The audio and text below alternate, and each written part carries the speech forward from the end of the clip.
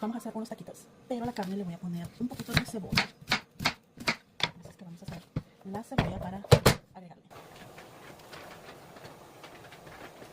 Le puse un poquito